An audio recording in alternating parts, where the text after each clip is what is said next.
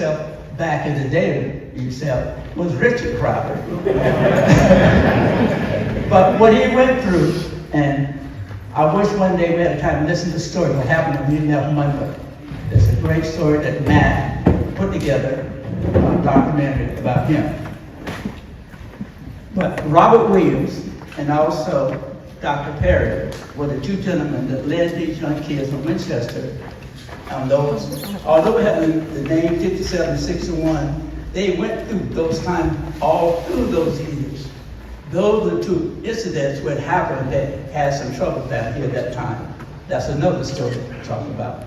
Maybe Dr. Tyke will talk about that when he talked earlier today.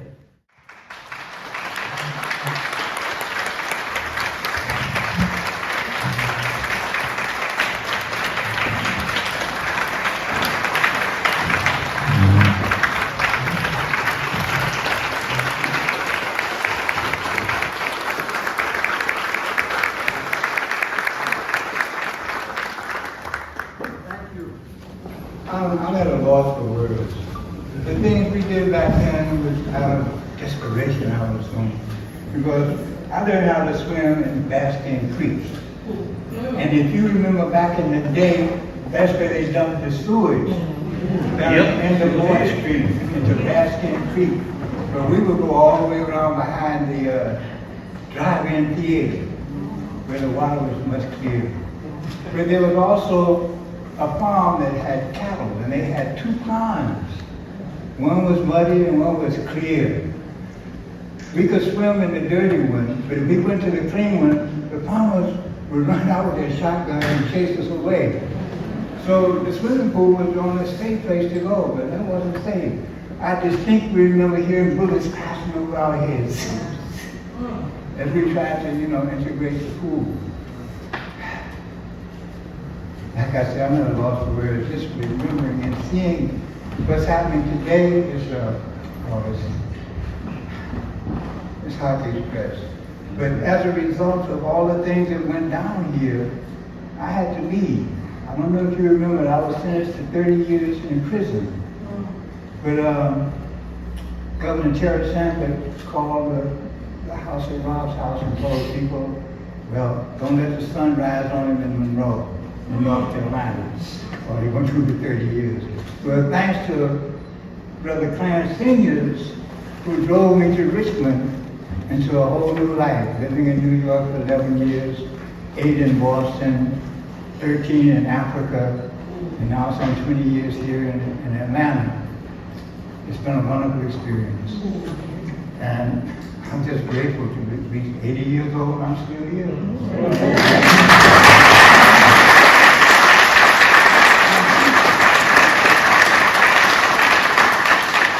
And still pushing to try and get away from you, because the things that are going on in this country is not safe for black people.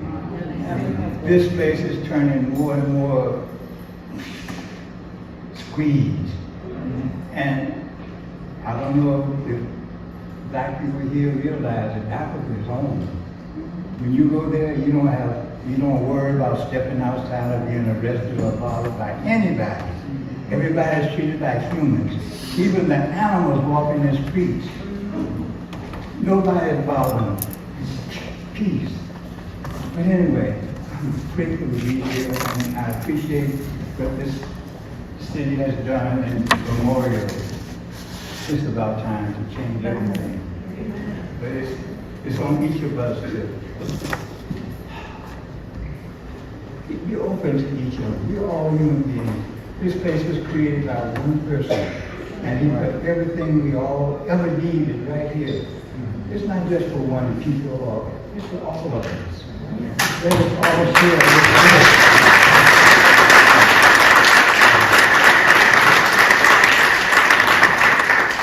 Oh, and if anybody's getting old and have arthritis and everything, have some beautiful copper bracelets if anybody's interested.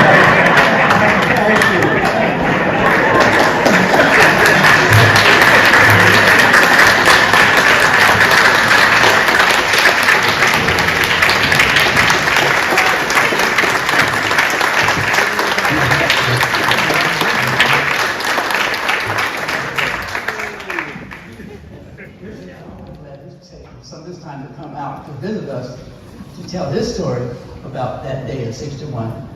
Mr. Johnathan Blount.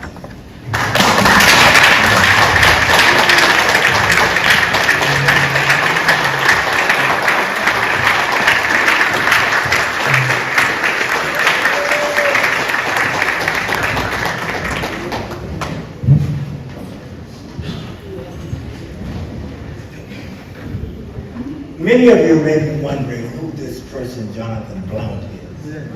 And I went from J.D. Blount to Johnathan Blount. And the way that happened is I went to the north.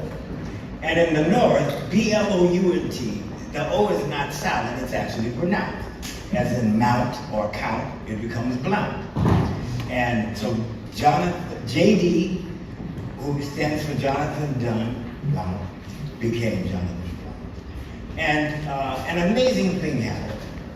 I went to New York, and at a very, very young age, I took up a challenge. And that challenge was given to us by the Nixon administration. And it was the challenge of black capitalism. And they basically said, we want to infuse the black community with capitalism that will move them forward. And the Nixon administration set up minority enterprise small business investment companies. And those were corporations who set aside money to invest in black businesses. So over a period of time, they called young black executives forth and said, if any of you have any ideas for a business, put them forth and we'll back it. But I took up the challenge, and I responded that I have an idea for a magazine. And the executive vice president at Wall Street said, you know, that sounds like a good idea. I think a fashion magazine for black women might work. And I jumped up there and I said, that's exactly what I have in mind. And he said, well, there's this guy over there, he's got a printing company, another over here, he's selling advertising, there's another over here who's in finance, you're probably gonna need all these people. And you all ought to get together. I sat there and I collected everybody's cards, and I called them up that night at home. We got together for a meeting that Saturday. And that meeting began one of the greatest adventures of my lifetime, where Mrs. Claire Terry, my godmother, had suggested to me that I start a magazine for black women. And my immediate words to her were, well, that'll never work, it's been tried before. And she said, yes, Johnathan, but I've been colored, I've been a Negro, and now I'm black. she said, so these are different times.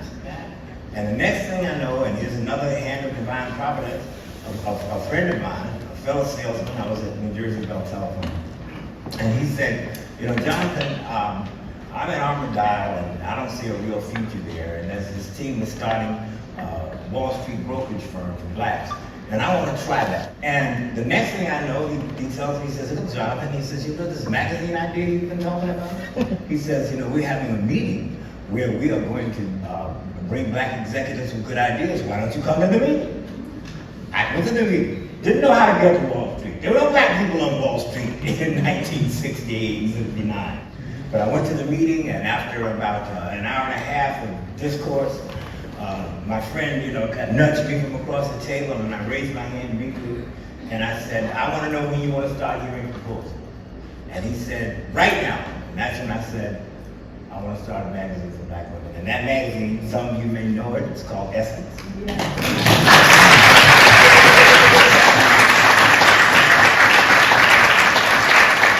And how did I go from J.D. Blount going to Piney Grove, two-room schoolhouse with an outhouse in the back and a well up the road and a potbelly stove? How did I go from that to Wall Street? Well, I'm going to tell you how. It's because I came from Monroe. And everywhere I go, I proudly proclaim that I'm from Monroe, North Carolina, population 10,000, including livestock. Because Monroe gave me something very, very special. The Monroe that I grew up in, there was the white water fountain and the colored water fountain in the courthouse. And we went by there yesterday. I wanted to show my daughter, and my grandson was with me, where we came from and what Monroe was like. And I bet her, I said, I bet you, and we called it Uptown Monroe. Monroe, because you had to go up the hill, now they're coming downtown. So I said, listen, I want you to go uptown with me. And I said, I will bet you that it hasn't changed. And she says, okay, I'll take that bet. Well, after the end of the tour, she said, I lost. But the white water fountain was refrigerated and had nice refrigerated water and so forth. And the colored water fountain was just an upside down, turned up spigot. And so I used to sneak and drink from the white water fountain. Little did I know that I could have been lynched and killed for doing that. When we went to the bus station, there was the colored waiting room and the white waiting room. So when we went to Charlotte, we had to sit in the back of the bus. We couldn't go to J.J. Newberry's and F.W. Woolworth's and sit at the counter and get anything. In the stores, we couldn't try on clothes. We'd have to buy the clothes, hold them up, and hope that they fit when we got them home. But there was something very special about Monroe that grounded me. And please indulge me for a moment, because I got to give honor and glory to the black people in Monroe. Because you see, the Monroe that I grew up in on English Street, which is a very, very special street, because at the end of English Street was Balcom's Grocery, and the Square Deal Taxi, the barber shop, and Hershey's, and the Royal Garden. And then when you come up the street, there were 2 funeral homes. And you come on up the street, and Miss Garnett was the bootlegger who was across the street.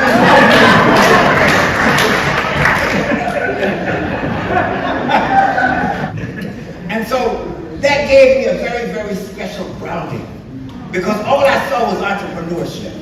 All I saw was independence. All I saw was the dignity of black people. And you don't find that anywhere else in the world. And next door to that was Christine Mann. And Christine and I grew up together, and we used to play together. And I used to always like going to their house because they were a little more sophisticated. They had a big, beautiful Christmas tree and all that stuff. But another thing about English Street is English Street had this nice hill. And back in our day, you get roller skates for Christmas, and you get the kind of roller skates that you put on your shoes and you had to clamp them on. And English Street had the best surface. So at Christmas time, everybody would come to English Street to skate. Not only that, but the vacant lot that was next door to the Russians was where the basketball goal was. And everybody would come, they'd come from Charlotte, all around to play basketball. So English Street gave me a real cosmopolitan experience. And I noticed something else, and I hope that the Fruit Good Men, and I want to thank you all for putting forth this initiative, because you all understand so critically that most of history is his story. You all are making sure that we tell our story.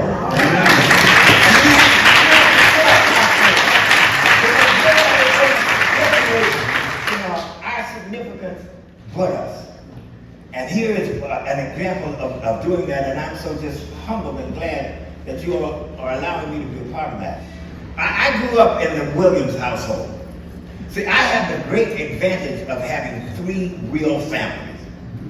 The Blount family, and through an article in Jet magazine, because I was adopted at birth, I was able to find my birth family, who are the Morrises from South Hill, Virginia. And here's something significant, because with all of the advocacy that I've had in my life, people think that I hate white people. No, I don't hate white people at all. And I'll give you a good example. When my grandfather acquired our family farm that my father and his 6 siblings grew up on, blacks couldn't own land in South Hill. There was a white family up the road that bought the land and held the deed until the laws changed and it was turned over to our family, and my father and his 6 siblings were able to matriculate at Virginia State and some to graduate school from the proceeds of that farm. And so I also found this out. The Morris family, you all have heard of Samuel B. Morse, who invented the telegraph and the Morse code? A great grandfather. On the Blount side, William Blount was the Secretary of State, Governor of Virginia, and one of the signers of the Constitution. But nothing that I've ever done and been associated with has been more important to me than being a part of the Williams family. Wow. And you see, one of the names that I was called was Johnny Boy. And the reason I was called Johnny Boy is because Robert's father was named John Williams. And I was a sickly child, and so he used to come and sit with me while Mama Carol would go to school. And then it came a point where she would just kind of leave me there. And I would stay there for weeks at a time, and they had 2 young daughters, Everett and Jessie, who used to run home, and they said my feet never touched the ground. I mean, I was just overwhelmingly loved by them. And I was always following around Rob's father, John, so they called me Johnny Boy. So I became an integral part of that family. And here's what I've learned about family. It doesn't end, it's not limited by blood. That's right. It's got to do with the familial relationship. It's about the love. That's right. It's about the caring. It's about the concern. And I was welcomed and honored to be welcomed into the Williams family. And Robert Williams became the pantheon of that family. And here's what he did. Robert embodied something that was very, very special. Robert was a brilliant man. I mean, all of his international travels and all of the things that he did attest to that. Robert could have been and done anything that he wanted to do. And more than anything else here today, the unscripted part of this message is that this is also a tribute to Robert Williams, because he was our leader.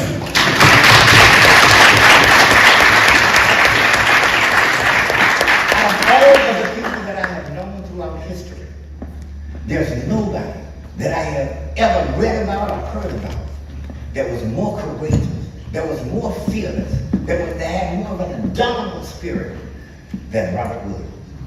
Let me tell you something. We marched around the courthouse. He organized this, of course, for our rights. We wanted to integrate the 5 and 10 cent store, and we wanted to drink at the White Water Fountain, and we wanted to sleep at the Holiday Inn, and so forth. And basically, we became a spectacle.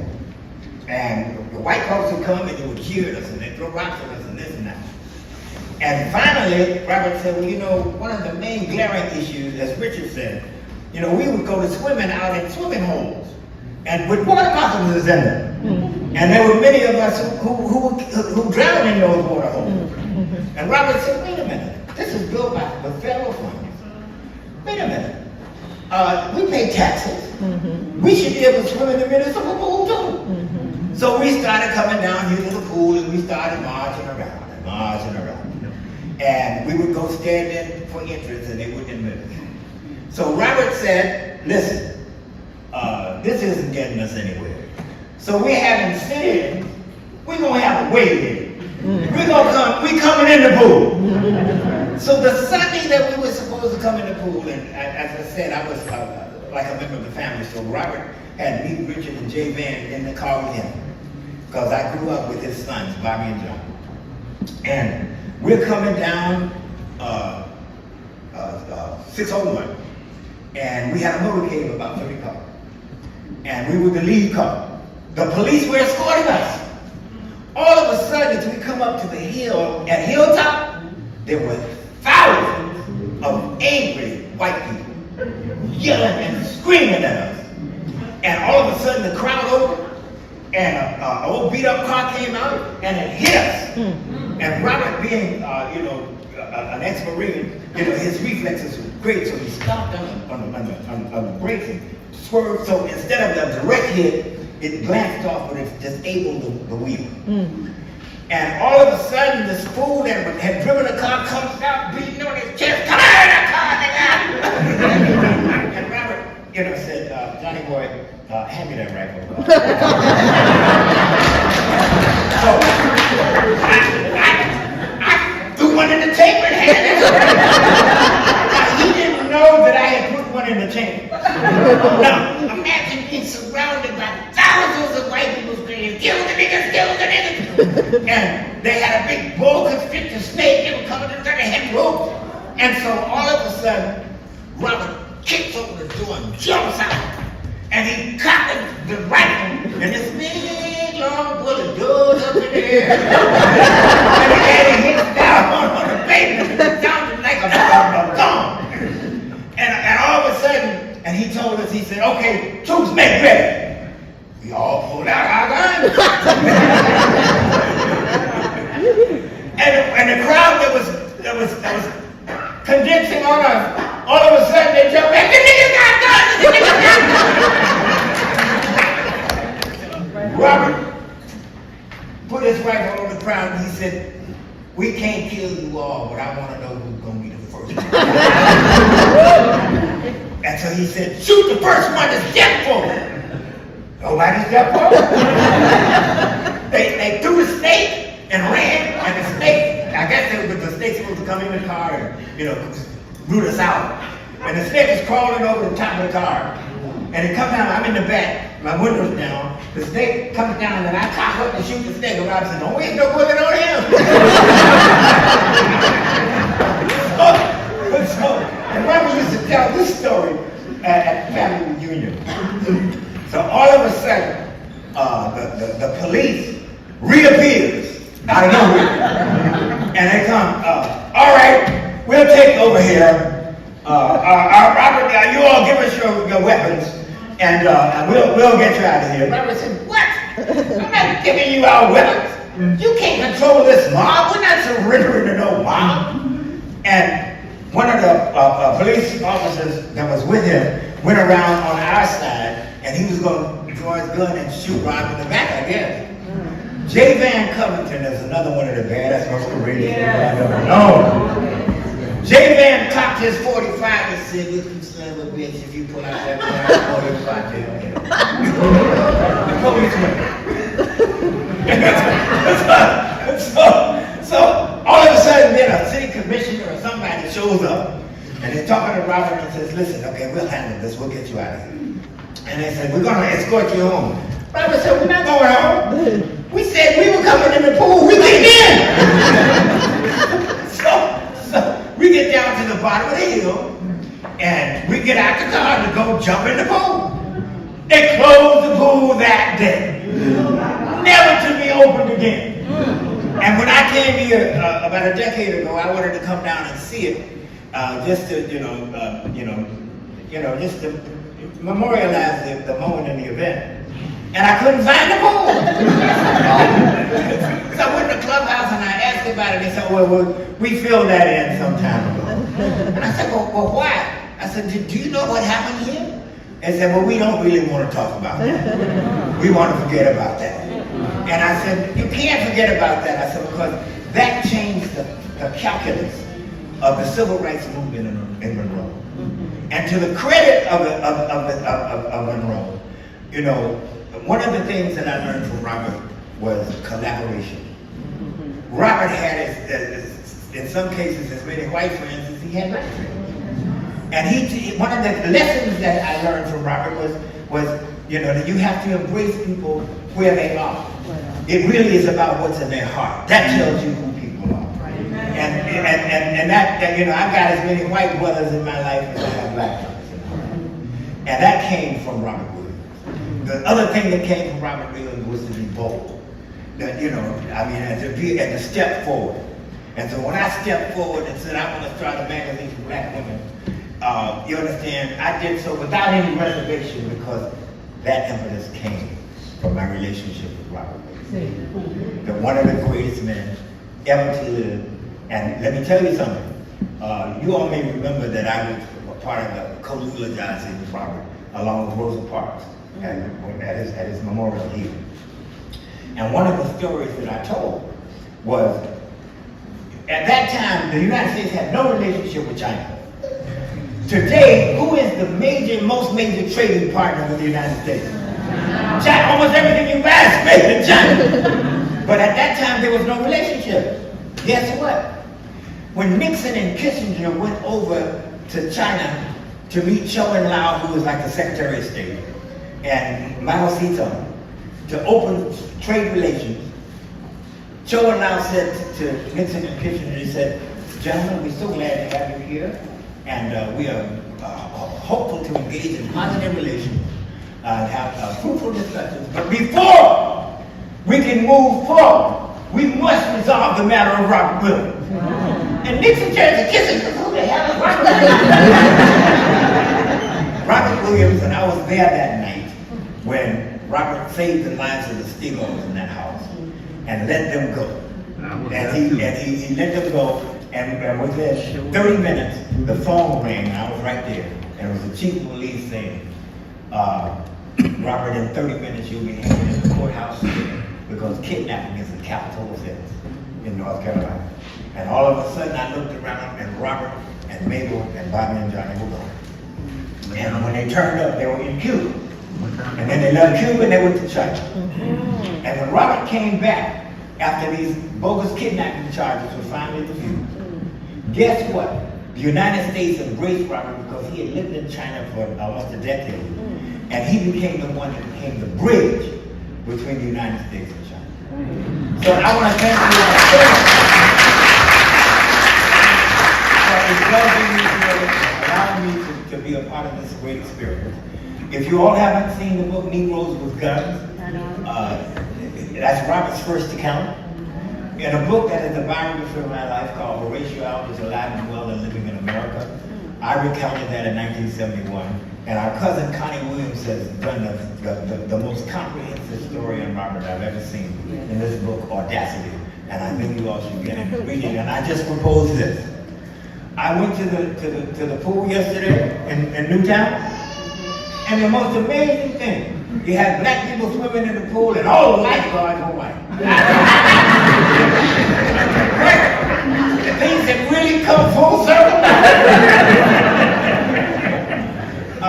So again, I'd like to put on the hearts of a few good men that you all consider. I noticed that they didn't have a name for the pool. I think it should become the Robert Williams Memorial Pool.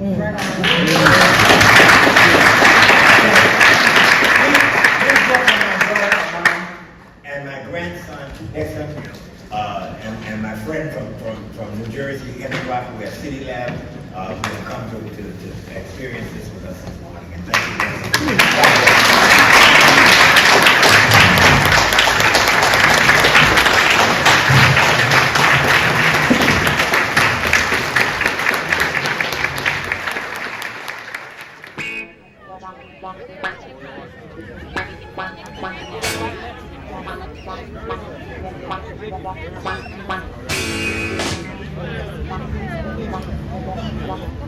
Yo, what's up? It's Nick Cannon, and when I'm in Charlotte, watch the chat. I can make myself.